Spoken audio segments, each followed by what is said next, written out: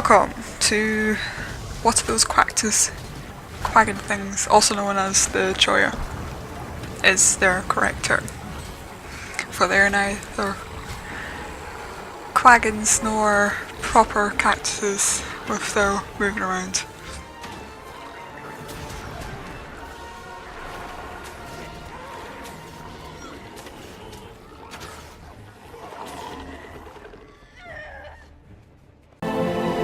Are there always so many Choya here?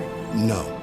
They must have moved in here to shelter from the forge. I don't like Choya. They're rude and nasty. No one likes them. Although they say there's a mesa somewhere out there where kind, gentle Choya live together in peace. It's said the dark secret of that peace is that they toss their most savage and mean right off the side of that mesa. Aw, poor cast-off Choya.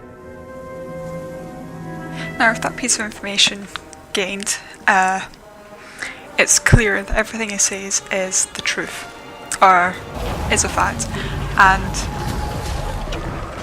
that there are peaceful Choya. It's not just the aggressive Choya that just prick everyone, running around,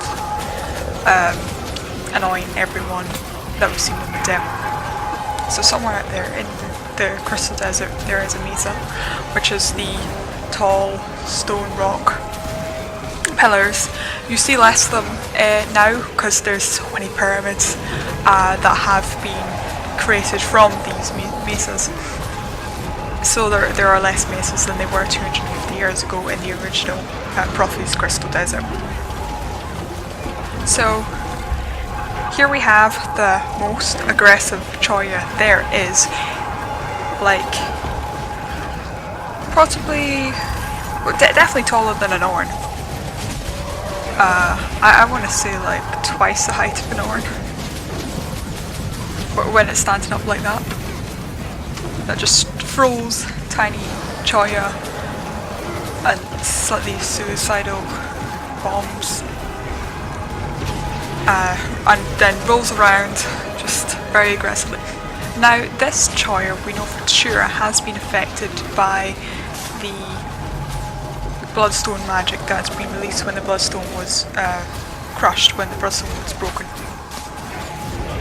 As many other creatures across Tyria and Alona, or across as far as we tell the Crystal Desert, and as we already know, Tyria, they have been affected by bloodstone magic. So that's nothing.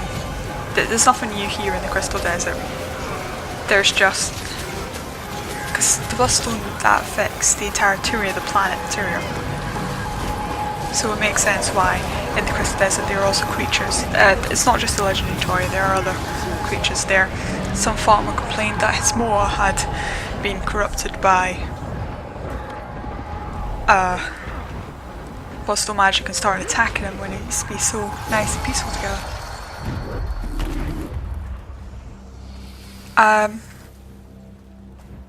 So I'm certain that there is peaceful Choya there, but unfortunately we've only come across the really aggressive types. And the really aggressive types have also been kept in fighting pits because they're more useful, they're better, and no loss of life for any gladiators that want to fight in the fighting pits. So they've just put Choya there because Choya are happy to kill each other off. Now my theory is that the Choya, the peaceful Choya, have cast off their aggressive Choya because these aggressive Choya have been affected by the bloodstone magic, and that the only reason these Choya are aggressive is because of the bloodstone magic. So the fighting pits, you can just bet on Choya. Don't feel too bad about it. They are really aggressive. And then you can see this little baby Choya, the Choya pup, just waiting to be trained.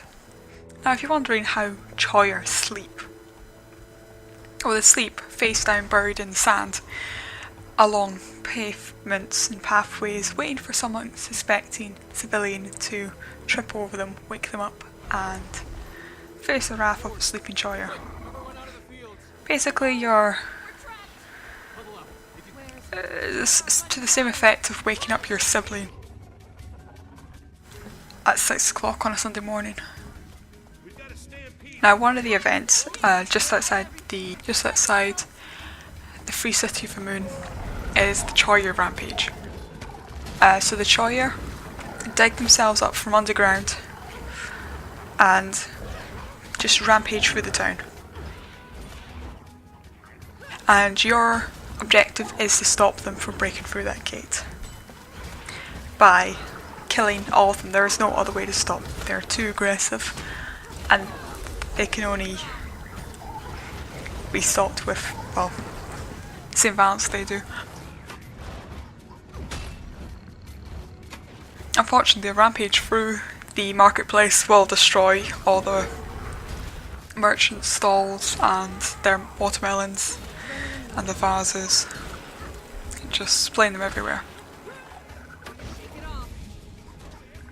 Now they are like 5 cavaliers which will defend the gate with you. So you just saw one just came through the gate and started helping me attack the Choya. There are 4 more waiting for the Choya to break through so they can stop the Choya from getting any further than you kind of want to stop the Choya before they do break through the gate. Or the cavaliers want you to. As do the people doing the raptor race. For the raptor race it's just through those gates, which sometimes the timings of the Choya rampage can affect the raptor race, so that the raptors kind of have to run through the Choya, or the gate is closed when the race starts.